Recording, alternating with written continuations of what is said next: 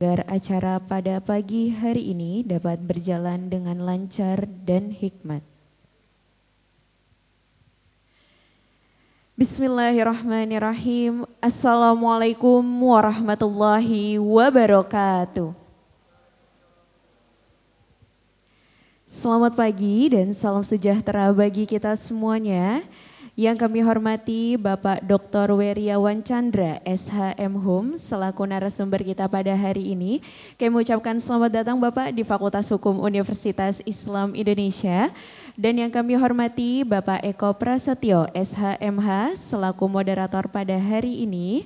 Serta yang kami hormati Bapak Ibu dosen Departemen Hukum Administrasi Negara, Fakultas Hukum Universitas Islam Indonesia. Dan tentunya serta yang kami banggakan para mahasiswa Fakultas Hukum Universitas Islam Indonesia yang luar biasa. Kami ucapkan selamat datang dalam acara kuliah umum Departemen Hukum Administrasi Negara dengan tema kewenangan pemeriksaan keuangan BUMN oleh BPK antara akuntabilitas dan efisiensi pengelolaan keuangan negara.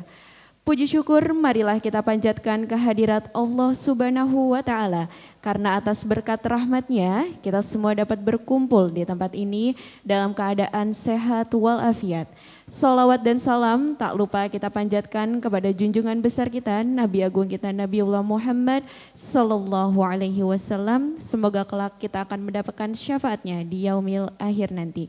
Amin ya Rabbal Alamin. Bapak Ibu hadirin yang kami hormati, untuk kita membuka serangkaian agenda kita pada pagi hari ini, marilah kita membaca lafaz basmalah bersama-sama.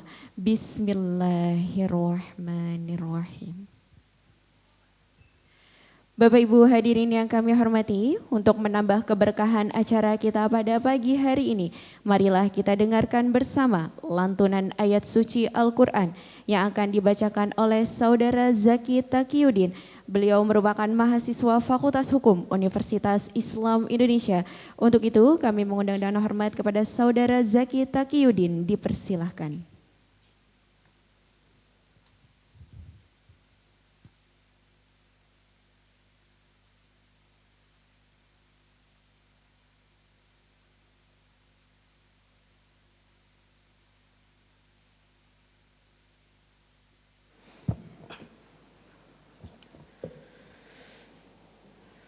Assalamualaikum warahmatullahi wabarakatuh.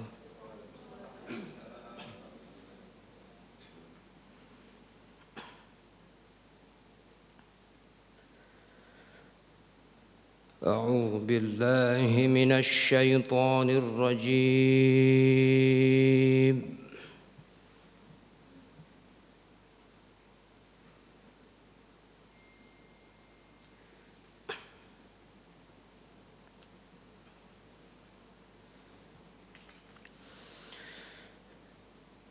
Bismillahirrahmanirrahim.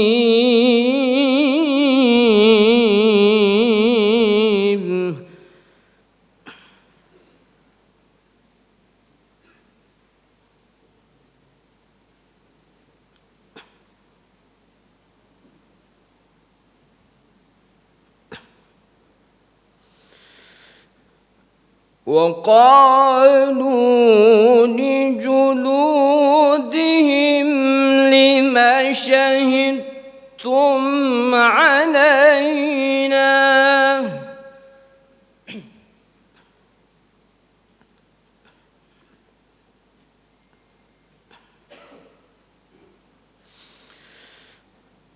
قالوا أنطقنا الله الذي أنطق كل شيء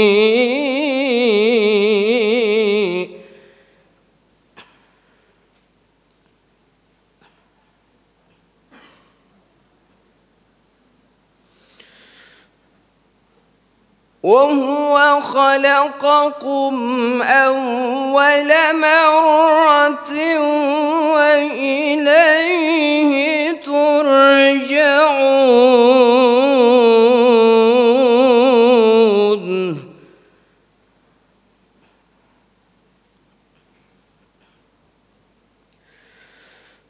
وهو خلقكم أول مرة وإليه ترجعون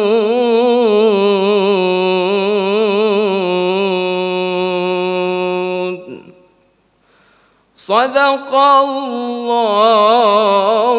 العظيم. Assalamualaikum warahmatullahi wabarakatuh. Waalaikumsalam warahmatullahi wabarakatuh. Kami mengucapkan terima kasih kepada saudara Zaki Taqiyuddin. Semoga yang membacanya dan kita semua yang mendengarkannya mendapatkan pahala terbaik di sisi Allah Subhanahu wa taala. Amin ya rabbal alamin.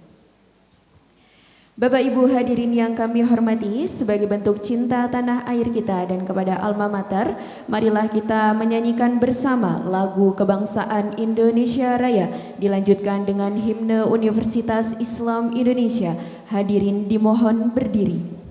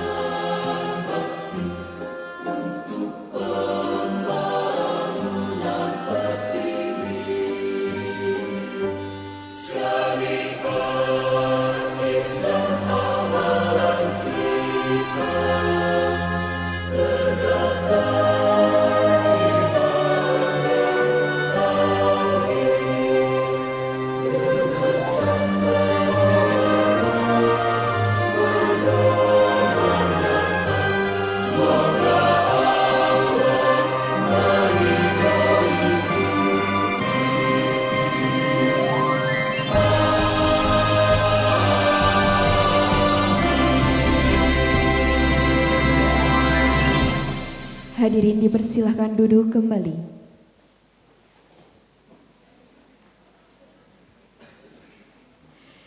Bapak Ibu hadirin yang kami hormati, memasuki acara berikutnya, marilah kita saksikan bersama penyerahan Cindramata. Untuk itu kami mengundang dengan hormat kepada Bapak Dr. Weriawan Chandra, SHM Hum, untuk dapat berkenan maju ke depan, serta kami mengundang juga kepada Bapak Eko Prasetyo, SHMH, untuk dapat berkenan memberikan Cindramatanya kepada narasumber kita pada pagi hari ini. Kami persilakan Bapak.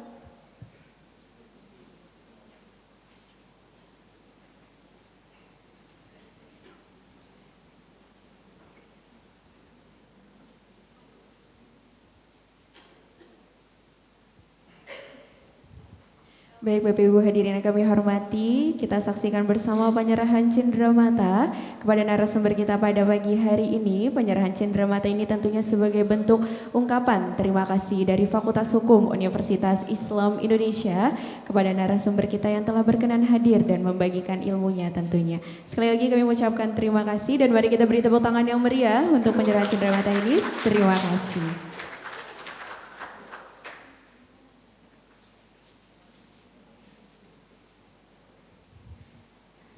Baik Bapak Ibu hadirin yang kami hormati, memasuki acara berikutnya yakni sampailah kita pada inti acara kita yaitu kuliah umum yang tentunya akan mengupas tema yang sangat luar biasa pada hari ini yakni kewenangan pemeriksaan keuangan BUMN oleh BPK antara akuntabilitas dan efisiensi pengelolaan keuangan negara.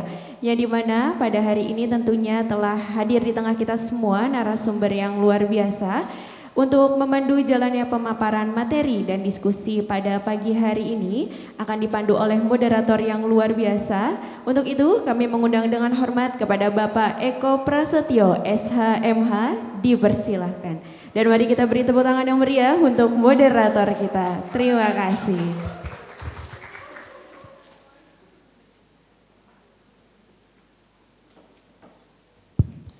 Oke, baik. Bismillahirrahmanirrahim. Assalamualaikum warahmatullahi wabarakatuh. Alhamdulillah, salatu wassalamu ala rasulillah, la haula wala quwata illa billah, amma ba'du. Yang saya hormati pimpinan Fakultas Hukum Universitas Islam Indonesia, yang kami hormati pula narasumber kita pada hari ini Bapak Dr. Weriawan Chandra SHM Hum, serta rekan-rekan panitia dan rekan-rekan mahasiswa yang berkesempatan hadir pada pagi hari ini.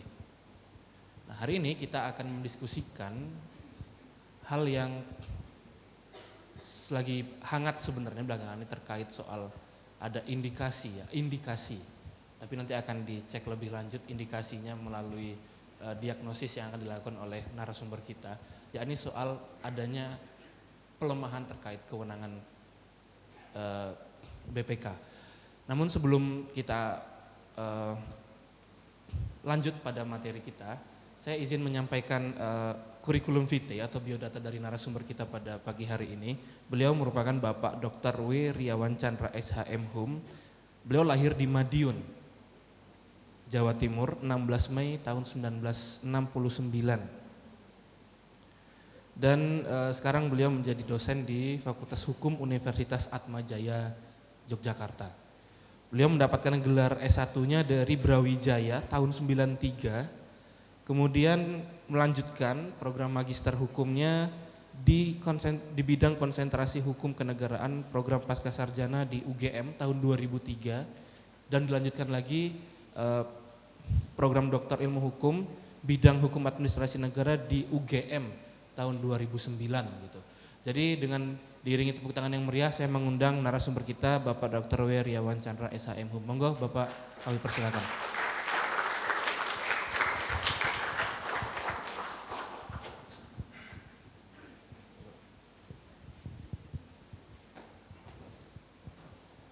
Oke, saya sebelum kita lanjut ke diskusinya Pak, saya mohon izin untuk menyampaikan kira-kira duduk perkaranya dan ini letak problemnya di mana, kenapa isu ini jadi mulai memanas begitu. Rekan-rekan, pada bulan Februari 2025 kemarin itu pemerintah mengesahkan Undang-Undang Nomor 1 Tahun 2025. Ada yang tahu itu undang-undang apa? Perubahan ketiga tentang BUMN. Ada hal yang krusial di situ, di mana di undang-undang sebelumnya BUMN itu kalau melakukan pengelolaan menghasilkan keuntungan maupun kerugian, maka keuntungan dan kerugian itu dianggap sebagai keuntungan dan kerugian punya negara. Tetapi pasca di undang-undang yang terbaru, kerugian BUMN tidak lagi dianggap menjadi kerugian negara karena ada pemisahan kekayaan di situ dianggapnya. Sehingga problemnya apa? Problemnya adalah ada salah satu lembaga auditif ya, lembaga auditif yang kita namai BPK, Badan Pemeriksa Keuangan, yang mendapatkan atribusi dari pasal 23E Undang-Undang Dasar 1945, yang mana kewenangannya itu untuk memeriksa pengelolaan dan tanggung jawab tentang keuangan negara. Seharusnya BUMN juga bisa juga menjadi bagian dari lembaga yang diaudit oleh BPK. Tapi pasca undang-undang yang terbaru 1/2025, nah ada pemisahan kekayaan negara sehingga itu tidak lagi dianggap menjadi kewenangan dari BPK. Nah kurang lebih itu isu yang akan kita diskusikan hari ini. Monggo kepada Bapak Weriawan Chandra, waktu kurang lebih 30-45 menit untuk menyampaikan materi yang nanti akan dilanjutkan dengan sesi tanya jawab. Monggo Pak, waktu dan tempat saya persilahkan. Baik, terima kasih rekan saya Bapak Eko Prastio SHMH. Tadi lihat dari sambutan rekan-rekan mahasiswa kelihatannya idola juga ya Pak, dosen di sini ya. Ada cuit-cuitnya tadi kayaknya ya. Saya boleh maju ke depan ya Pak ya? Oke, saya izin maju ke depan.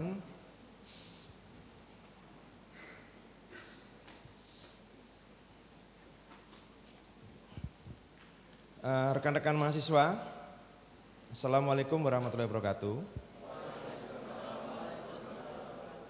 Rata-rata semester berapa nih? Semester berapa Mas? 3. 3. Ada yang 7? 7 enggak ada, berarti 10 enggak ada ya? Yang semester 5 ada? Mana semester 5 coba? Enggak ada, rata-rata 3 ya. Oke, saya menambah sedikit perkenalan dari Pak Eko, Pak Prastio ya, Pak Eko Prastio tadi. Saya juga ngajar di sini ya, adik-adik semua. Jadi saya sudah 18 tahun ini juga mengajar sebagai dosen tidak tetap. Ya, dosennya tetap ya, cuman tidak tetap ngajar di sini ya. Di S2 untuk mata kuliah Hukum Keuangan Negara. Jadi kalau nanti Anda masuk di S2, tak bantu promosi ya Pak Eko ya. Nah, nanti bisa ketemu saya di sini ya. Di sini sudah nilainya unggul ya, jadi nggak usah cari di mana-mana, sudah lengkap sekali. S1, S2, S3 udah lengkap. Kalau jadi dosen juga nanti malah bisa jadi profesor seperti Prof Mahfud ya. Baik, rekan-rekan semua, saya panggil rekan-rekan terlalu kamu merasa apa ya namanya? Jadi ikut tua enggak ya? Malah saya ikut muda jadinya ya. Baik, saya akan mengawali dulu sebelum masuk ke tema pokok ini karena saya lihat semuanya ini masih sangat potensial ya, masih sangat muda semester 3 ya. Suka demo juga enggak? Suka demo? Enggak? Oh belum ya? Ya, kalau anak-anak seperti biasanya suka demo-demo juga ya. Saya dulu juga suka demo juga ya. Oke, ada yang tahu enggak pengertian keuangan negara apa? Coba.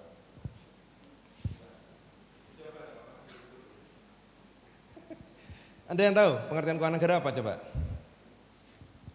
Kalau keuangan swasta ada yang tahu? Ada enggak? Keuangan swasta? Kalau uang orang tua sih. uang orang tua ya. Betul, jujur nih, bagus. Cocok jadi ketua KPK kamu nanti bisa jujur ya. Kita beri plus dulu nih sama Mas siapa namanya? Rangga. Rangga ya, oke. Betul ya. Jadi uang yang Anda bawa sehari-hari, termasuk saya juga nih. Ya, kalau saya bukan uang orang tua, tapi uang istri. Kamu belum punya tapi ya. Itu adalah uang swasta ya, keuangan swasta. Nah, kalau keuangan negara itu apa? Apa itu? Definisinya memang panjang ya, tapi kalau boleh kita singkat, keuangan negara itu adalah apa? Semua hak dan kewajiban yang dikuasai oleh negara. Jadi tidak hanya semata-mata uang kertas rupiah ya. Kemarin sebenarnya Pak Eko juga harusnya ke sana kemarin tuh ya. Di Labuan Bajo ada konferensi internasional. Saya baru tahu ada gunung di situ itu yang memang ternyata digunakan untuk uang 50.000. Saya nggak ikut Pak Eko ya kemarin ya. Itu ada gunung yang memang untuk gambarnya ini uang 50.000 itu. Nah, kalau keuangan negara itu berarti yang mengelola adalah siapa? Negara ya. Negara itu siapa sih? Bingung kan? Nah, ini kan banyak sekali. Sudah ke mata kuliah itu? Belum? Han? Sudah ketemu Prof. Ridwan juga tuh? Jarang masuk? Masuk terus ya? Ya, jadi pengelola keuangan negara itu pada intinya adalah lembaga-lembaga pemerintah ya, lembaga-lembaga pemerintah. Ada yang tahu di mana diaturnya keuangan negara itu? Ada enggak yang tahu? Di mana diaturnya keuangan negara? Coba Mas. Ada yang tahu enggak?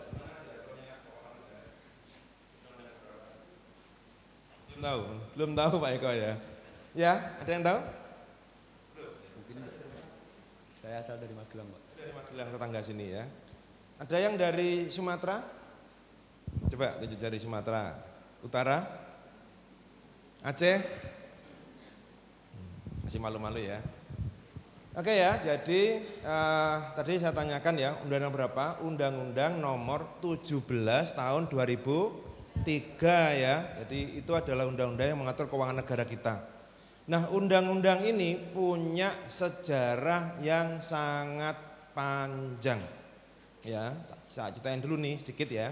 Jadi undang-undang keuangan negara kita ini punya sejarah dulunya kita puluhan tahun itu pakai undang-undang zaman kolonial. Namanya adalah undang-undang yang disebut dengan, ada yang tahu? CW ya, Indische Contabiliteitswet ya. Indische itu kalau diterjemahkan artinya Hindia Belanda ya. Kontabilitas kalau diterjemahkan apa? Perbendaraan. Wet undang-undang ya. Jadi dari nama undang-undangnya itu memang sebenarnya bukan undang-undang yang mengatur semata-mata keuangan negara. Hanya mengatur mengenai apa? Tata kelolanya atau perbendaraannya. Sementara pengertian keuangan negara itu kita belum pernah memiliki secara lengkap. Ya, perlu Anda ketahui, kita merdeka kapan? Merdeka kita kapan? 45 ya, 1745. Harusnya kan sudah ada undang-undang itu lama sekali zaman itu ya. Tapi tadi dari tahunnya tahun 2003 ya. Jadi kita sekian lama itu tidak pernah punya undang-undang keuangan negara sendiri. Kita harus berterima kasih itu di masa pemerintahnya Gus Dur dan Mbak Mega waktu itu. Ya, di tahun itu Anda manggilnya juga menurutnya bukan Mbak ya, Eyang ya, Eyang Mega ya. Jadi pemerintahnya Gus Dur dan Bu Mega waktu itu mengeluarkan paket undang-undang keuangan negara. Ada 3, 17 2003 tentang keuangan negara, 1 2004 tentang perbendaraan negara, dan untuk pemeriksaannya diatur melalui Undang-Undang nomor 15 tahun 2004 tentang pemeriksaan, pengelolaan dan tanggung jawab keuangan negara. Nah, disitulah diatur mengenai proses pemeriksaan BPK ya. Tapi BPK sendiri itu tidak hanya diatur di situ. Di tahun 73 sudah ada pengaturannya melalui Undang-Undang nomor 5 tahun 73. Simpulannya apa? Kita berterima kasih ya, setelah sekian puluh tahun baru punya Undang-Undang Keuangan Negara. Coba kita lihat di slide pertama ya. Nah, inilah ya, adik-adik semua. Seharusnya saya panggil anak ya, karena anak saya yang paling kecil aja udah umur 25. Inilah pengertian keuangan negara kita ya. Semua dan kewajiban negara yang dapat dinilai dengan uang serta segala sesuatu baik berupa uang maupun berupa barang yang dapat dijadikan milik negara berhubung dengan pelaksanaan hak dan kewajiban tersebut ya. Di sini siapa yang besok mau jadi dosen? Ada enggak? Ada? Ya, harus ada yang jadi dosen ya di sini ya. Di sini dosennya hebat-hebat loh ya. Ada Prof Mahfud, dulu itu dosen saya juga beliau ya. Ada Pak Dr. Busro Mukodas ya. Ada Prof Ridwan, itu hebat-hebat semua ya. Anda harus bangga ya. Jadi mahasiswa di UII ya. Tapi kayaknya sudah kenal, terlanjur sudah jadi besar ya. Sudah pernah lihat kampus yang lama dulu? Di Taman Siswa? Belum kan? Nah, saya malah yang di Tero sudah ngalamin, kamu belum kan? Sudah tinggal menikmati enaknya ya kan? Padahal merintisnya lama itu di sini nih ya. Nah, inilah ya yang menurut saya Anda harus pupuk supaya besok Anda bisa jadi tokoh-tokoh di negara kita. Ya, seperti Prof Mahfud itu. Tokoh yang sangat berintegritas. Ya. Pernah menjadi legislatif, ya, pernah jadi ketua MK, ya, pernah menjadi Menko, ya, luar biasa, ya. Pasti di antara Anda nanti akan ada yang meneruskan. Setuju enggak? Setuju? Setuju ya? Oke. Tak teruskan lagi coba kembali tadi. Nah, definisi ini artinya apa? Definisi yang berusaha untuk mengatur selengkapnya hal-hal yang memang menjadi hak negara, yang sangat lama kita nggak pernah punya. Tadi saya katakan ya, kita hanya punya Indische Contabiliteitswet. Untuk BUMN diatur dengan apa dulu waktu itu? Indische Bedrijvenwet. Bedrijven itu korporasi. Indische Bedrijvenwet. Nah, definisi ini sudah dikuatkan oleh putusan MK, 2 putusan MK, ya, 48 dan 62 tahun 2013, ya, yang intinya mengatakan bahwa definisi ini merupakan definisi yang sifatnya luas dan komprehensif. Itu dari bahasa Latin tuh, lata et comprehensiva. Karena definisi ini memang awalnya saya tulis di buku saya. Ini loh ya, anaknya di dosen tuh, kita nulis. Bisa diikuti pengadilan, ya. Pernah diajar ilmu hukum? Ya. Salah satu sumber hukum apa? Betul sekali. Doktrin itu apa? Pendapat ahli hukum. Dosen itu pendapatnya bisa dipakai oleh lembaga-lembaga negara. Tapi duitnya dikit, mau enggak? Enggak jawab dia, ya. Mending kerja di BUMN dong, ya, duitnya banyak, ya. Kayak yang itu Pertamina itu. Duitnya, gajinya, direksinya itu berapa? 29,3 M per bulan. Masih kurang puas, masih ngoplos apa? Ngoplos BBM, ya tuh. Pertalite rasa Pertamax rasa Pertalite, ya. Jadi jumlah uang yang banyak belum tentu menyebabkan orang itu bersyukur, ya. Maka kita harus belajar untuk selalu mensyukuri apa yang diberikan oleh Gusti Allah untuk kita, ya. Nah, kita lihat lagi. Nah, konsep ini ingin mengatasi kelemahan karena selama ini kita nggak pernah punya definisi keuangan negara. Jadi pada waktu masih berlaku tadi ICW tadi dan IBW itu Indische Bedrijvenwet, ya, banyak aset pemerintah itu yang lenyap karena nggak jelas nih uang negara atau bukan.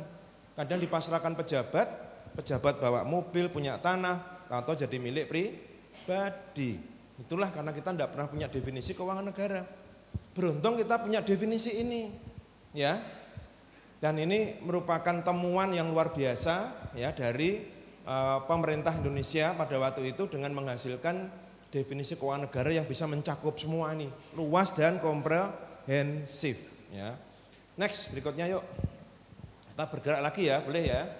Nah, di sini kita lihat, ya, teman-teman semua di sini, keuangan negara itu kalau boleh kita buat petanya itu ada 4 ini.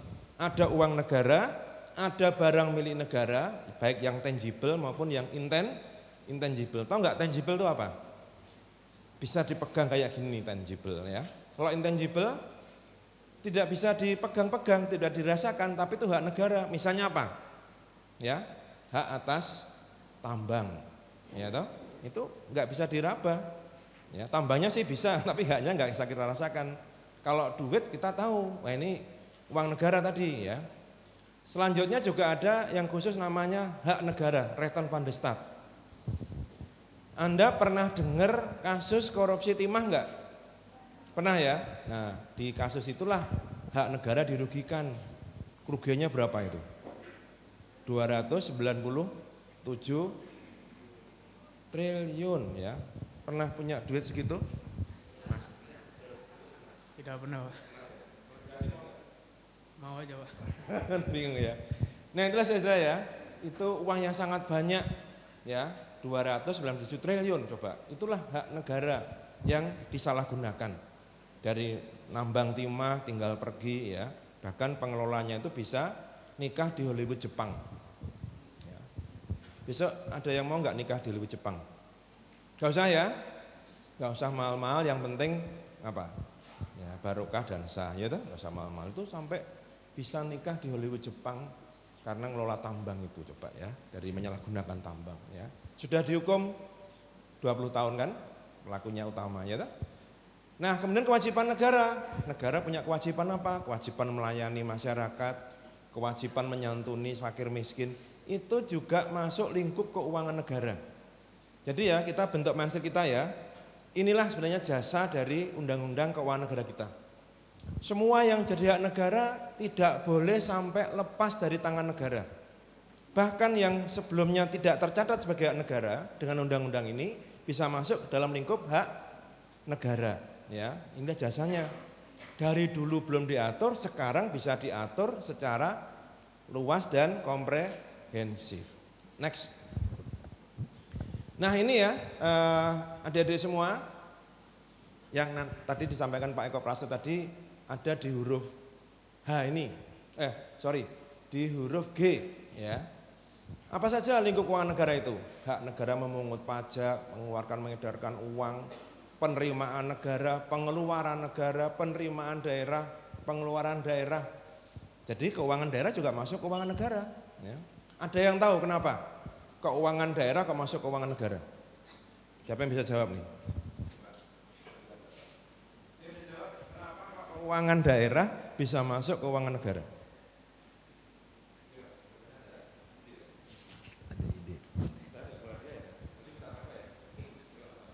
Ya, izin menjawab Bapak, konteks teoritis administrasi negara. Semester 3 Bapak. Hazik. Ya, betul. Dalam konteks teoritis administrasi negara, lingkup dari pemerintahan mulai dari eksekutif hingga ke daerah itu kan sangat ekstensif Bapak. Jadi walaupun terhalangi oleh lex spesialis otonomi daerah, tentu saja kan itu bagian dari pemerintahan itu sendiri. Karena kan ada banyak undang-undang koordinasi. Itulah alasan kenapa nanti daerah itu juga terhitung sebagai keuangan negara secara stipulatif hingga komprehensif. Karena kan nanti akan koordinasi guna menyokong kepentingan rakyat juga, baik daerah masing-masing hingga ke lingkup nasional. Terima kasih.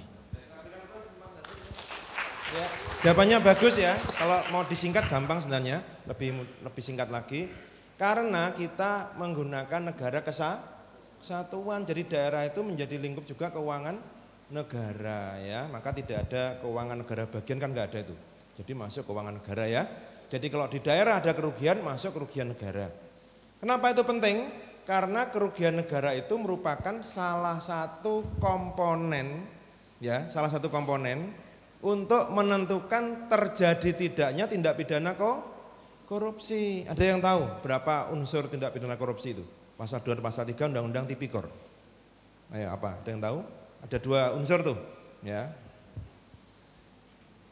Nah, ada yang tahu enggak? Undang Tipikor nomor berapa itu?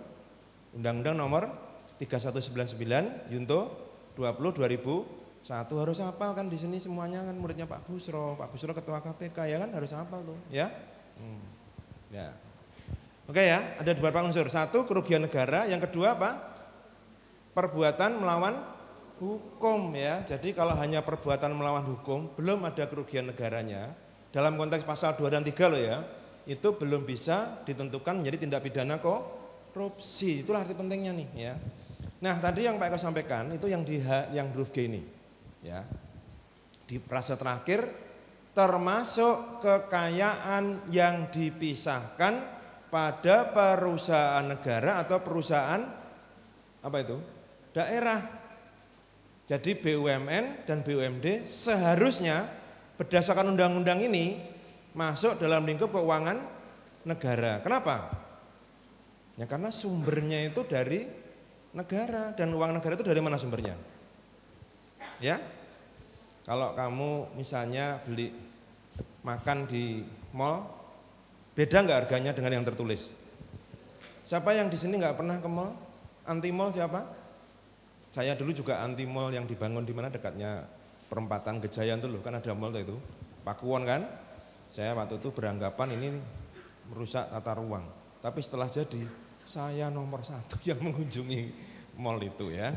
Kalau Anda beli di mall misalnya beli apa ya, suka di sana ya, makanan Jepang. Tertulis misalnya harganya 50.000. Bayarnya pasti segitu enggak? Pasti lebih. Itu namanya apa? PPN. Mallnya bayar enggak? ke pemerintah? Bayar juga kan, izin usahanya ada pajaknya ya. Nah dari situlah keuangan negara. Berarti itu duit kita. Ya, tadi yang dikelola BUMN juga itu duit kita juga, kamu bayar pajak kok. Ya kan? Nah, jadi itu masuk dalam lingkup keuangan negara dulu ya. Dulu masuk lingkup keuangan negara. Nah, tadi Pak Eko juga menyampaikan ada 2 amandemen tuh. 1 2025 dan 16 2025 ya. Yang 1 2025 itu amandemen ketiga dan yang 16 amandemen keempat ya. Yang amandemen keduanya mana? Undang-Undang Cipta Kerja ya. Itu undang-undang apa itu? Omnibus Law ya. Jadi undang-undang yang kayak bis besar sangkut semuanya, itu namanya omnibus. Jadi istilah itu awalnya di Prancis dulu. Di Prancis ada bis gede banget, bisa ngangkut semua penumpang dan barang. Nah, digunakanlah nama omnibus ya, omnibus bis yang lengkap dulu. Tapi yang pakai malah negara-negara common law, awalnya di Kanada dulu ya. Nah, baik, saya tidak akan membahas yang lain ya, tapi ada sedikit yang saya tambahkan. Kekayaan pihak lain yang dikuasai pemerintah dalam rangka penyelenggaraan tugas pemerintahan dan atau kepentingan umum. Ini masuk keuangan negara juga nih. Misalnya pemerintah menguasai aset ya, yang itu dijadikan milik negara, itu juga menjadi keuangan negara. Kekayaan pihak lain yang diperoleh dengan fasilitas dari pemerintah, misalnya tambang-tambang itu. Nah, itu masuk lingkup keuangan negara. Ya, karena memang tujuan undang-undang ini apa? Menyelamatkan hak negara, menyelamatkan keuangan negara. Ya, berarti kesimpulannya sebelum ada Undang-Undang 17 2003 banyak enggak aset yang lepas? Ya. Banyak ya, bahkan di masa Orde Baru itu dikenal dengan sebutan apa itu? MLC, tahu enggak MLC? Ya, kamu sekarang mungkin aktif di BEM ya, zaman saya dulu namanya Senat. Saya anggota Senat di Brawijaya dulu, ketuanya namanya almarhum Mas Munir, Cak Munir itu. Ya, saya ketua departemen kampanye, kerjanya suruh demo terus. Ya. Untungnya bisa selesai cepat juga ya, itu namanya ketua departemen kampanye. Kalau sekarang ya jangan demo ya, kalau bisa dialog dengan pemerintah ya dialog. Tapi kadang-kadang ya harus juga ada tekanan mahasiswa ya, apalagi mahasiswa kritis, pinter-pinter ya. Baik, kembali lagi ya. Nah di sini kalau kita lihat ya, aset-aset itu jangan sampai lepas. Di Orde Baru ada nama MLC, itu artinya apa? Multi level corruption. Misalnya bantuan dari Bank Dunia nih, sebelum ditransfer sudah dikorupsi. Setelah ditransfer masuk di rekening, mau dicairkan, dikorupsi lagi. Setelah dibuat pengadaan, dikorupsi lagi. Yang bilang siapa itu? Pak Presiden kan, Pak Prabowo juga bilang gitu kan. Untuk pengadaan itu sampai 40% ya. Nah, itulah daerah dulu. Kita mencegah itu terjadi. Maka sekarang diatur lengkap, jangan sampai ada kebocoran. Jadi undang-undang tujuannya baik kan. Hanya ternyata kelompok BUMN menginginkan lebih. Ya. Maksudnya apa lebih itu? Di amandemen Undang-Undang 1 2025 pengelola BUMN itu tidak lagi mau disebut penyelenggara negara. Keuangannya pun tidak mau lagi disebut sebagai keuangan negara. Tahu artinya kenapa ini? Tujuannya apa ini? Supaya tidak digigit sama KPK. Ya toh? Kan surat KPK ada 2 tuh. Ya pasal 11 ya, Undang-Undang 9 2019 itu ada 2 kewenangan KPK. 1 harus penyelenggara negara dan kerugiannya harus kerugian keuangan negara. Nilainya harus minimal 1 miliar. Nanti belajar sama Pak Eko tuh. Nah dengan dalih itu Undang-Undang 1 mengatakan bukan lagi penyelenggara negara. 1 2025 ya. Keuangannya pun bukan keuangan negara. Next, kita lanjut kita yuk. Kita naik lagi dikit ya. Sorry ini bahasa keilmuan ya, tapi langsung saya terjemahkan aja. Dari lingkup tadi, kalau boleh kita buat klasifikasi ya, ada 4 ya. Pertama yang dikelola oleh sektor publik sepenuhnya. Nah di sini itu yang ngelola misalnya satuan kerja pemerintah, kementerian, lembaga ya. Yang kedua yang dikelola oleh sektor non publik termasuk BUMN ini, itu juga masuk lingkungan negara. Yang ketiga yang dikelola berdasarkan fasilitasinya pemerintah, BPJS misalnya ya, Dulu itu keuangan negara, sekarang jadi bukan, karena BPJS itu BUMN. Jadi nanti Pak Eko ya, kalau uang kita hilang, nggak bisa ditahan mereka. Ya. Pertamina, kalau nanti ada korupsi, tidak bisa diapa-apakan lagi. Ya. Nah itulah yang diinginkan oleh Undang-Undang BUMN yang baru. Semoga kita melihat ada perbaikan di BUMN. Dulu yang mengelola Kementerian BUMN sekarang tuh dihilangin namanya Badan Pengelola ya Danantara. Ya, Daya Anagata Nusantara disingkat Danantara ya. Cuman yang saya bingung itu mereka studi bandingnya di mana ya?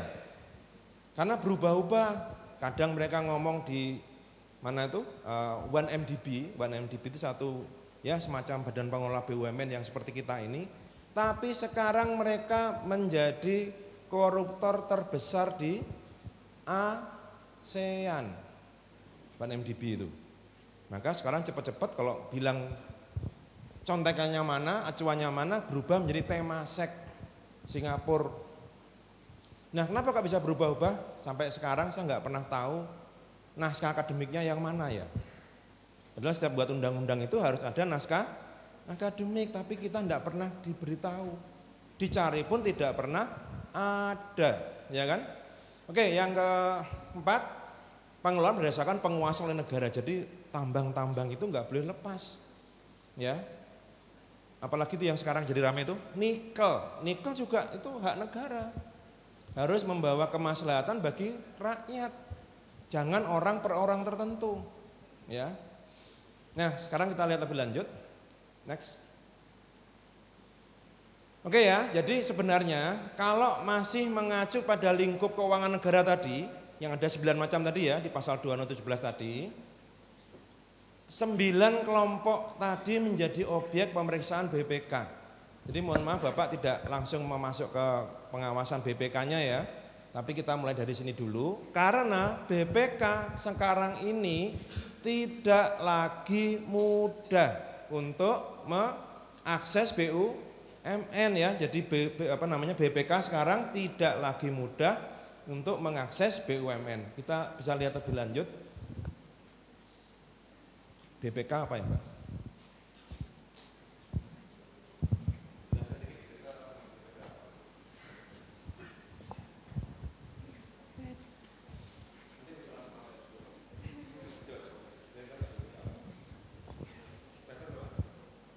Badan Pengawasan Keuangan EVI. Semester akhir tapi saya cuti Pak. Ya. Saya kerja di pemerintah setahun. Ya. Di pemerintah Kota Jogja. Ya. Saya ini cuma kontrak setahun karena jadi tenaga bantu doang. Ya Mbak Ivi ya. Ya, Badan Pemeriksa Keuangan ya. Jadi dia adalah lembaga konstitusional karena namanya ada di konstitusi. Apakah semua pengawas ada di konstitusi? Sudah bisa jawab? Tidak ya, karena juga ada BPKP, Badan Pengawasan Keuangan dan Pembangunan. Tadi agak keliru di sini ya Mbak ya. Badan Pengawasan Keuangan dan Pembangunan. Ada lagi inspektorat. Inspektorat itu ada di lingkungan pemerintah sendiri. Nah yang kita bahas sekarang adalah BPK ini. BPK ini adalah lembaga pengawas tertinggi.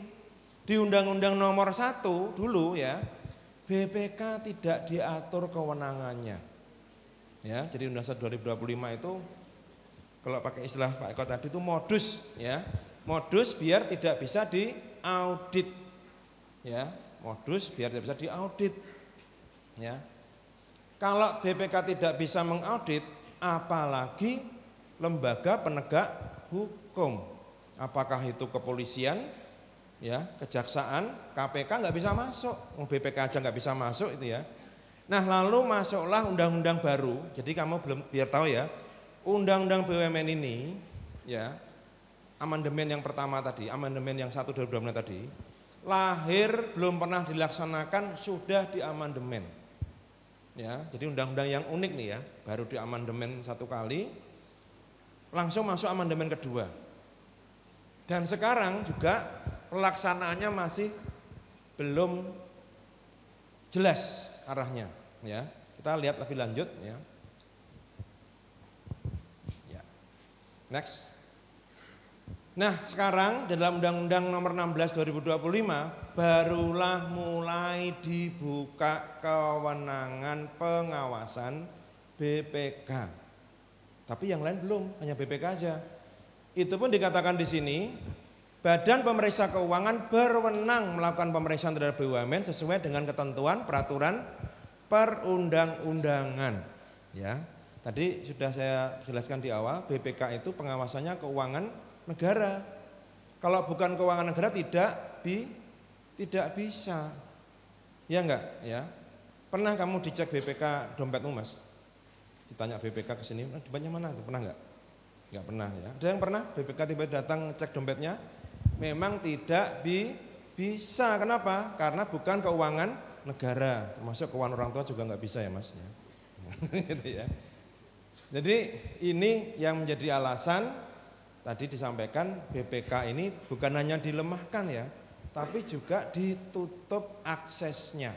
Dibuka seolah-olah bisa, pada kenyataannya tidak mudah karena keuangannya adalah keuangan swasta. Kita lihat lebih lanjut coba ya, kita naik sedikit, kita masuk ke sini.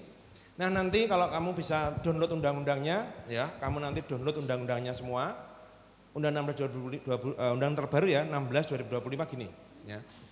Nah yang membingungkan gini, pasal 3A itu masih nyebut presiden pemegang kekuasaan pengelolaan keuangan negara.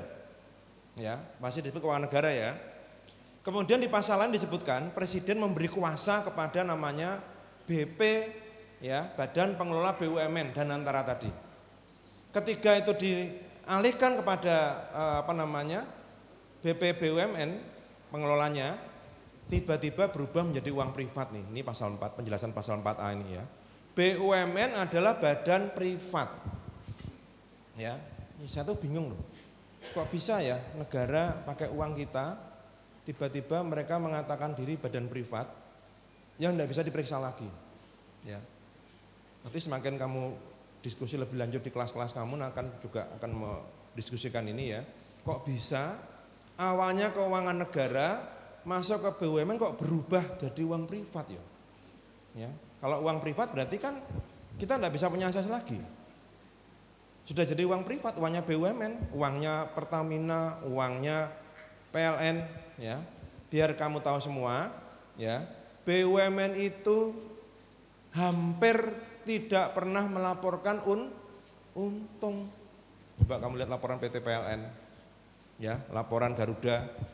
Hampir tidak pernah melaporkan untung.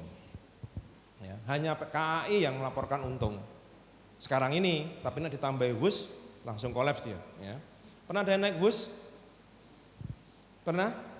Saya cuma sekali, agak mahal sih ya, 300, sepi. Ya, saya bisa lari-lari di situ. Jakarta, Bandung, ya sepi WUS-nya itu. Ya. Besok naik ya, kalau pas ke Jakarta ada study tour, jangan lupa nyoba naik WUS. Ya. Cepat memang, tapi sepi. Ya. Ini ceritanya gitu. Nah sekarang kita masuk lebih lanjut ya. Sekarang kita lihat agak naik lagi. Dikatakan juga di pasal 4B gini, keuntungan kerugian BUMN sekarang bukan lingkup keuangan negara. Ya. Jadi dari pasal 2 tadi sudah diubah oleh Undang-Undang 16. Pasal 71. Kita lihat dulu ya, bagaimana kewenangan pengawasan BPK. Undang-Undang 15 2004 tentang apa tadi? Pemeriksaan, pengelolaan dan tanggung jawab keuangan negara, ya kan? Itu dikatakan lingkup pengawasan BPK apa? Harus keuangan negara, ya. Seluruh lingkup keuangan negara. Tapi ini bukan keuangan negara. Bisa enggak tuh? Yang kamu sekelas sudah bisa membuat analisis logikanya ya. Logis enggak itu tiba-tiba begitu itu, ya? BPK boleh masuk tapi bukan keuangan negara. Ngapain mereka di sana? Ya kayak tadi saya diajak Pak Eko Prasetyo tadi ngopi-ngopi, ya. Ngopi-ngopi di BUMN ya, nggak bisa masuk kok ya toh. Nah, berikutnya kita lihat ya, pasal 94 sekarang. Itu dikatakan begini. aturan ini mengecualikan semua PU itu peraturan perundang-undangan ya. Semua peraturan perundang-undangan di bidang keuangan negara. Nanti boleh minta slide-nya ini ya, untuk kamu bisa pelajari lebih dalam lagi. Nah, dengan demikian Undang-Undang 16 2025 tidak jelas mencabut ya, atau tidak pasal 94 huruf B yang semula dikatakan bahwa pegawai Danantara BUMN itu dulunya kan memang mereka di Undang-Undang 1 ya. Di Undang-Undang 1 dikatakan bukan penyelenggara negara. Nah, di aturan yang baru dikatakan begini, organ atau pegawai Danantara ditundukkan kembali pada peraturan undang di bidang pemerintahan dan bisnis, tapi nggak nyebut jelas dia penyelenggara negara atau bukan. Dan yang lebih parah, keuangan BUMN ini bukan keuangan negara sekarang. Ya, kita lihat lebih lanjut sekarang, boleh turun dikit. Kita naik lagi ya, kita masuk lagi lebih lanjut lagi. Kita lihat adanya kesenjangan ya, saya katakan kesenjangan transformasi keuangan negara dari publik menjadi privat. Dengan ada salah ketiknya malam-malam sambil ngantuk kemarin jadi ngetiknya keliru ya. Nah, kita lihat transformasi keuangan negara ya, gini. Kalau Bapak dan Ibu menugaskan Anda untuk bisa kuliah di sini, targetnya bisa lulus enggak sampai sarjana hukum di UI enggak? Mas? Iya, Pak. Iya. Karena sudah dibiayai. Karena sudah dibiayai. Orang tua. Nah, inilah yang dikatakan sebagai anggaran berbasis prestasi kerja. Kalau sudah dibayarin harus sampai lulus ya. Kalau setelah lulus ngapain? Kerja. Ya, setelah lulus terus bekerja ya, setelah bekerja. Nah, bekerja itulah yang dikatakan apa? Manfaat dari kelulusan. Bahasa kerennya adalah outcome ya. Jadi lulus tadi namanya output. Ya, setelah lulus kerja namanya outcome. Ya. Kalau kerja pengen di mana, Mas? Sedapatnya, oh jangan loh Mas, misal alumni kok sedapatnya ya jangan lah ya. Harus punya target ya. Apa? Jaksa ya. Ini loh punya target. Tepuk tangan dulu untuk semuanya ya.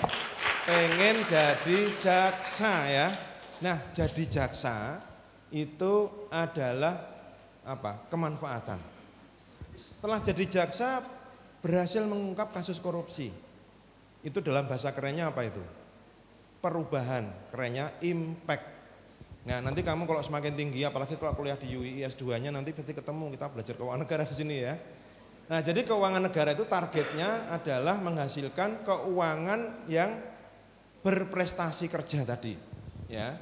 Maka kalau kita lihat di sini ya, transformasi itu apa? Perubahan dari satu bentuk ke bentuk lainnya, ya.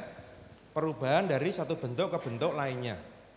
Contoh ya, bapak-bapak dosen ini, ya.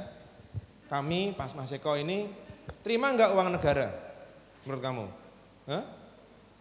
Terima Mbak ya. Namanya dana sertifikasi dosen. Kenapa? Ada yang tahu kenapa harus terima dana dari negara Mas? Coba. Kalian wajahnya kayak jadi dosen saja. Kami diberi uang negara. Kenapa dosen-dosen kok dikasih uang negara? Ini kelihatannya.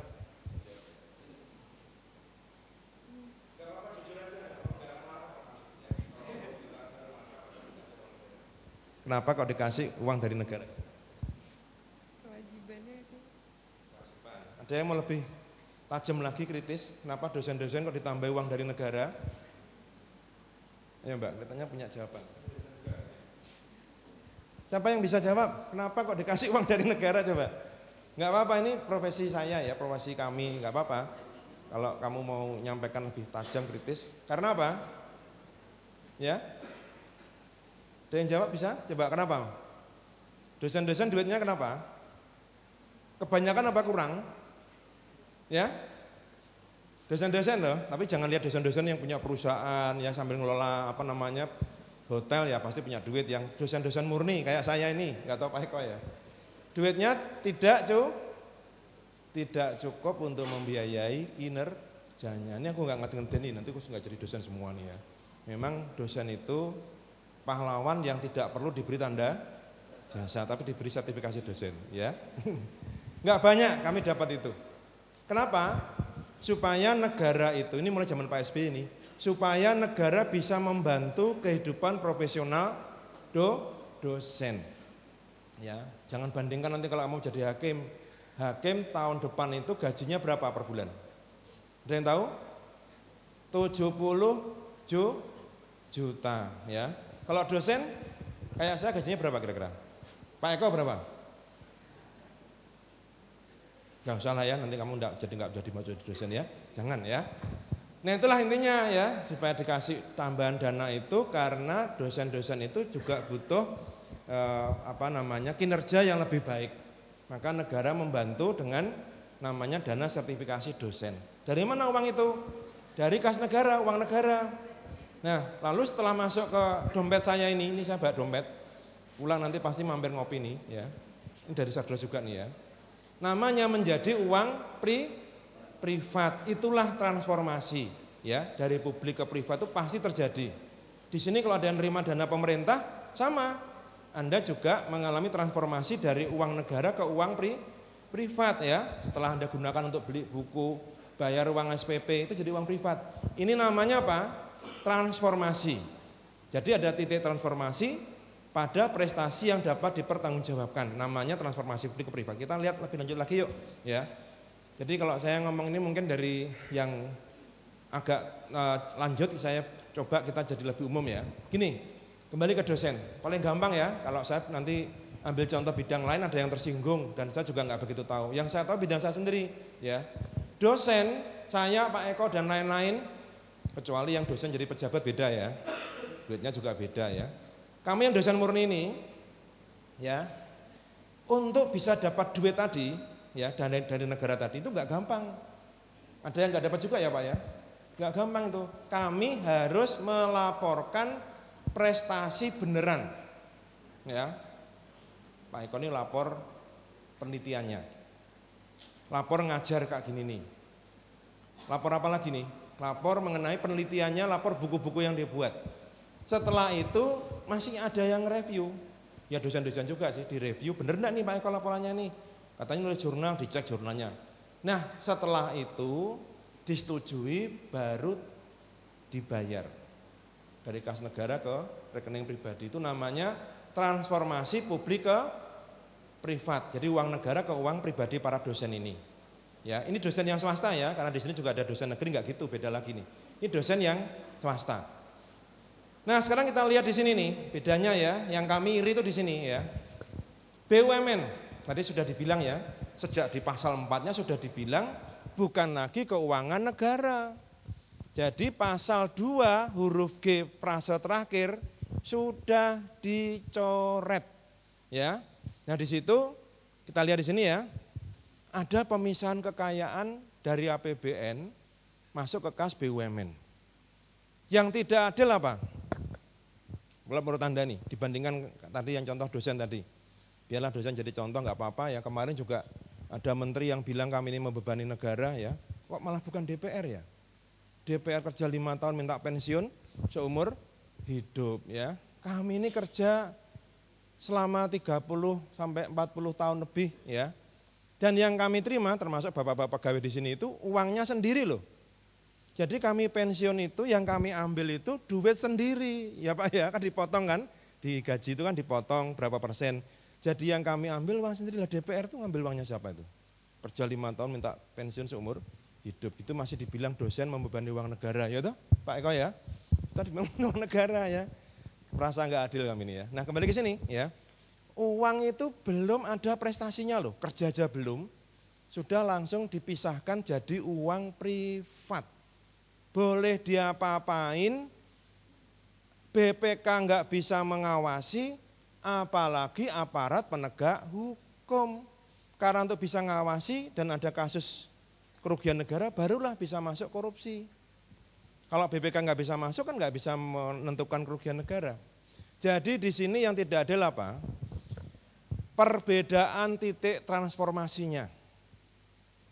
Kami dosen harus penelitian setengah mati. Saya harus buat jurnal Scopus dulu, tak publish, lapor, itu pun belum tentu langsung lolos, masih ada coretan-coretan. Dibayarnya pun juga tidak banyak. Ya, berapa Pak Eko? Ya enggak sampai miliaran kayak Pertamina ya.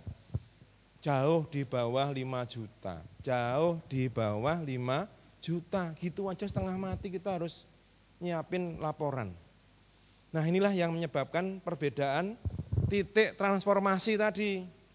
Yang satu dosen harus kerja setengah mati baru diberi uang negara berubah jadi uang privat. BUMN kerja saja belum, uangnya sudah jadi uang privat.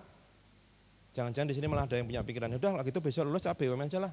Bener kamu yang di situ ya. Duitnya banyak nggak bisa diawasi, bener Mas ya. Jangan lupa Pak Eko sama saya ya kalau di situ ya.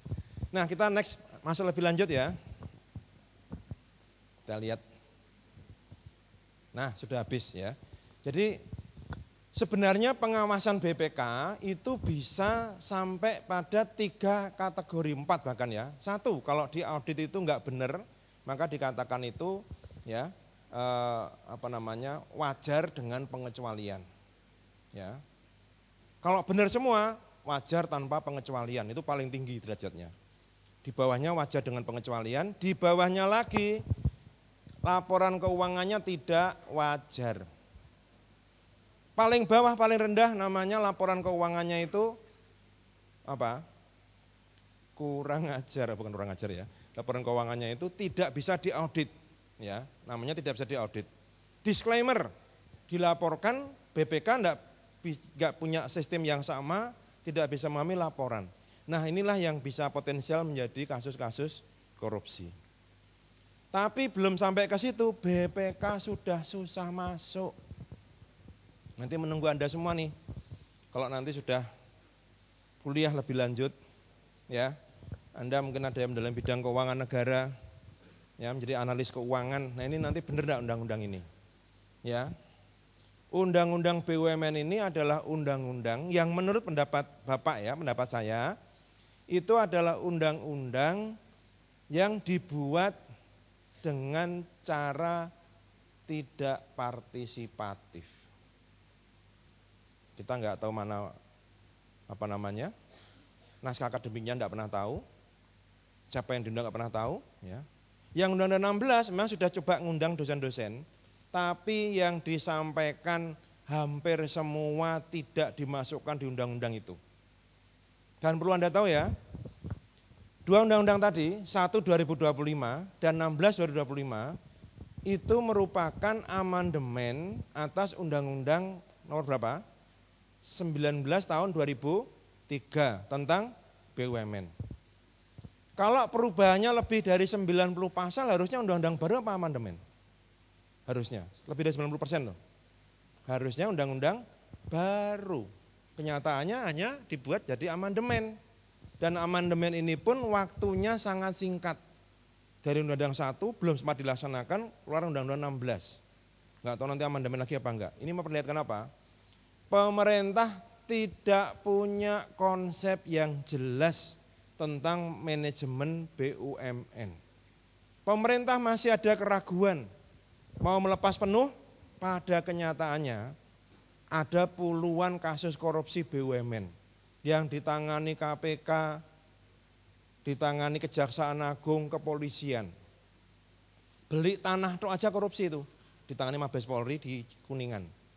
Di daerah namanya Kuningan di Jakarta. Beli tanah sudah korupsi. Ya.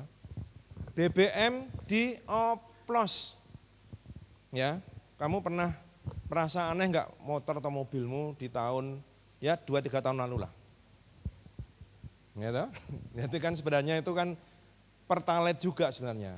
Tapi diberi label Pertamina karena memang dioplos. Dan itu kerugian negaranya fantastis. Ya. Kerugian negaranya itu lebih dari 300 triliun. Ya toh? Dan saat saya tanya pada jaksanya itu, Pak ini tahun berapa ya Pak? Gitu loh. Tahun 2022. Yang sebelumnya Sebelumnya lagi, jawabannya pinter jaksanya. Ya besok kalau jadi jaksa harus pinter jawabnya gini ya Mbak ya. Jawabannya apa dia? Maaf Pak, tugas kami hanya untuk memeriksa tahun 2022. Bener, kamu pinter itu ya. Dan saya pengen tahu nih, yang sebelumnya ngoplos enggak? Ya toh? Coba bandingkan kalau kita tahu semuanya itu. Ya, jadi katanya ya, kalau kerugian negara ini dikumpulkan dari tambang, ya, dari tadi minyak tadi ya, kita tidak perlu hutang katanya. Ya, Prof. Mahfud dalam satu siarannya di YouTube mengatakan kalau itu sebenarnya bisa didapatkan lagi, kita sudah bisa membangun lebih baik. Ya. Sayangnya duit kita sekarang di mana? Banyakan di IKN. Nilainya berapa? 485 triliun yang tidak bisa diapa-apakan. Oke, selamat kuliah ya Mas ya Mbak ya, selamat kuliah. Ya.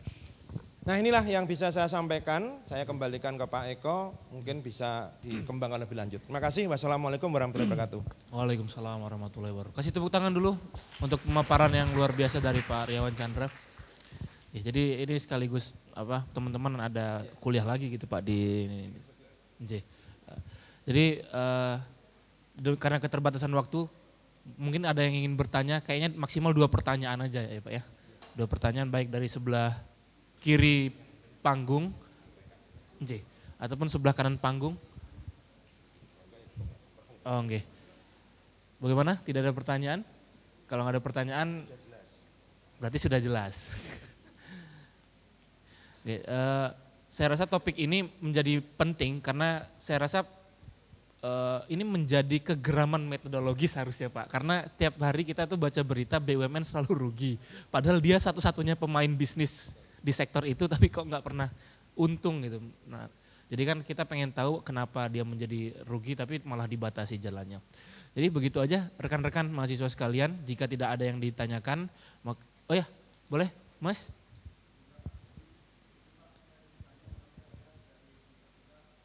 Oke Mas Bagas silakan.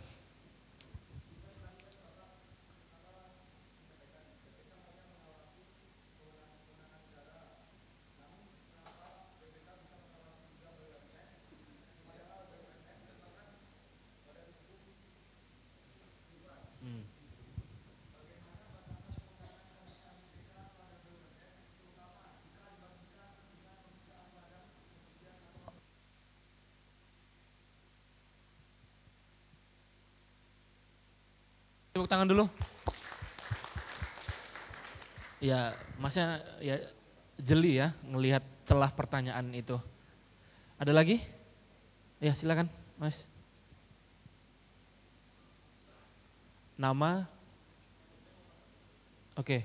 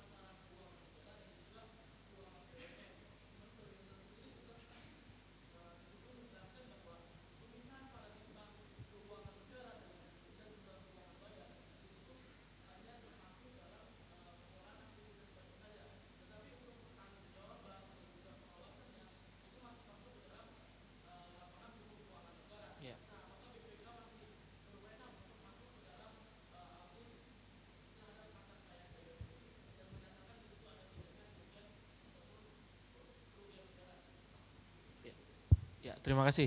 Mas siapa tadi, sorry? Al-Ghifari. Oke, Mas Al-Ghifari sama Mas Bagas. Ya, saya rasa 2 pertanyaan cukup ya. Ini sebagai gambaran aja rekan-rekan nanti ada yang kuliahnya kelasnya Pak Muzakir katanya kan. Nah, Pak Muzakir tuh Pak D-nya Pak Riawan Chandra.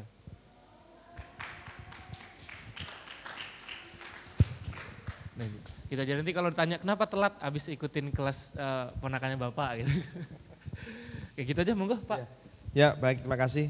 Tadi yang pertama Mas Bagas ya, yang kedua Mas Alifandi. Al-Ghifari ya. Luar biasa pertanyaan Anda itu. Jadi saya malah berharap Anda semua ini mungkin juga bisa dibantu mahasiswa lain itu mau menjadi pemohon uji materi atas Undang-Undang BUMN tadi.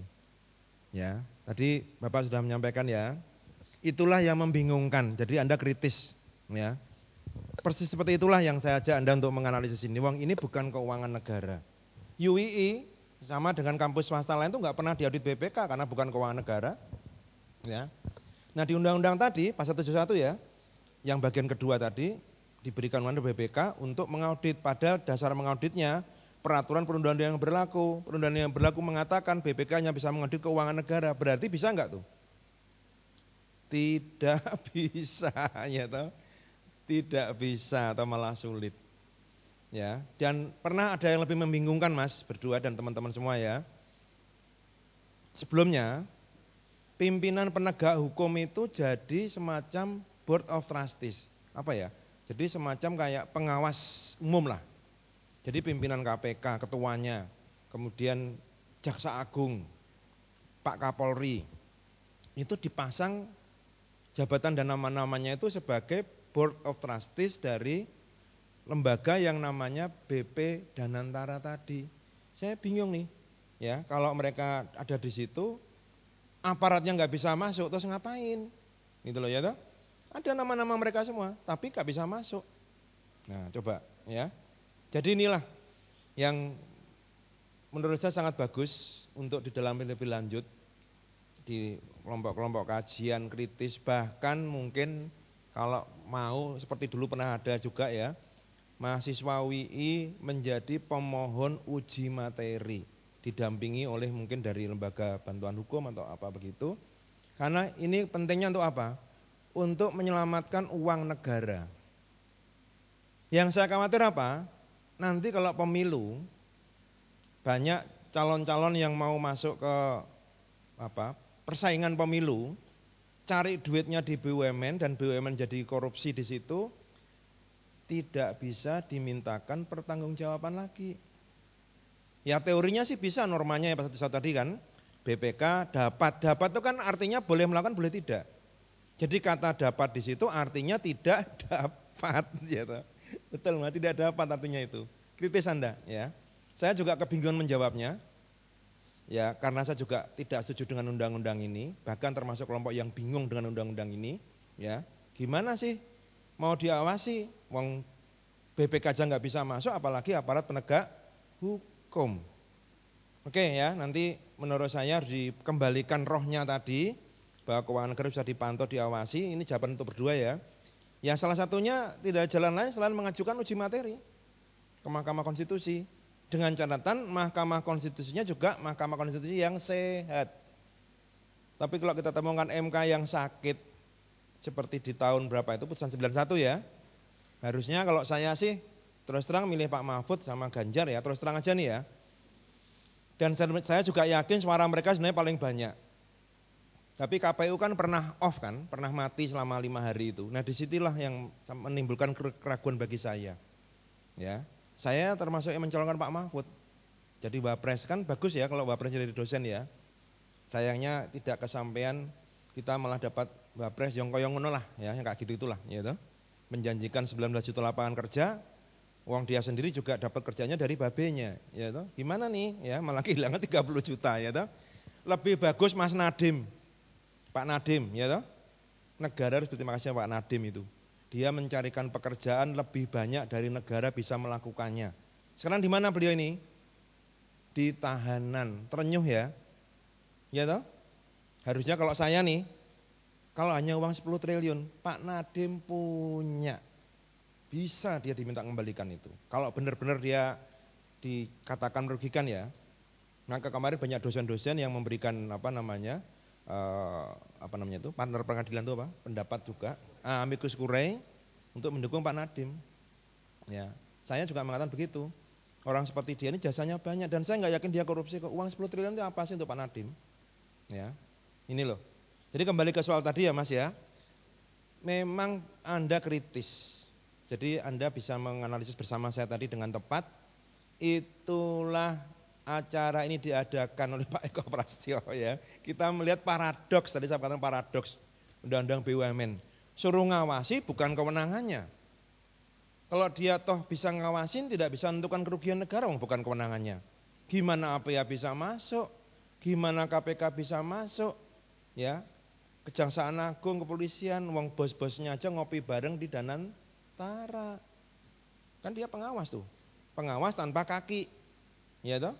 Karena aparatnya nggak bisa masuk, hanya bos-bosnya di situ. Ada Jaksa Agung, ada KPK, pimpinan KPK, ada Polri, ya.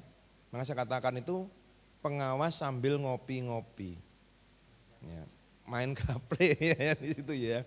Oke Mas, terima kasih ya. Mohon maaf nggak memuaskan, saya juga bingung jawabnya Mas. Anda menangkap dengan bagus, ya. Terima kasih. Mohon maaf nggak bisa lengkap memuaskan. Oke, ya terima kasih Pak Riawan Chandra.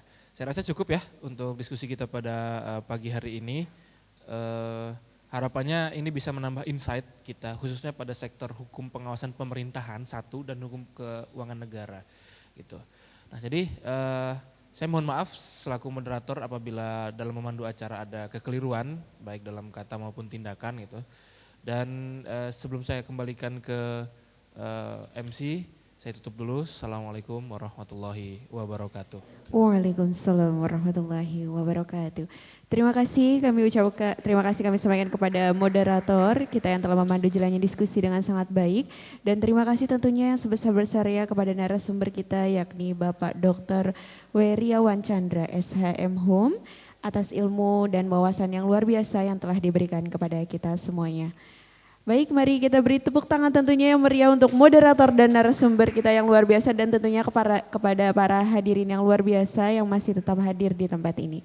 Baik, Bapak Ibu hadirin yang kami hormati, kami persilakan kepada moderator dan narasumber jika ingin kembali ke tempat, kami persilahkan.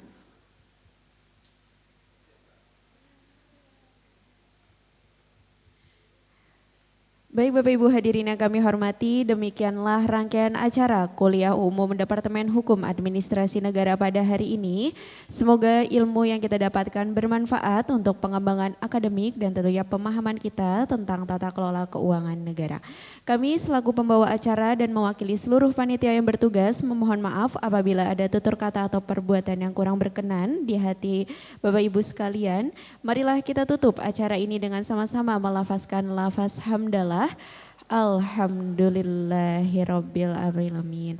Kami ucapkan terima kasih atas perhatian dan partisipasinya. Billahi taufiq wal hidayah. Wassalamualaikum warahmatullahi wabarakatuh.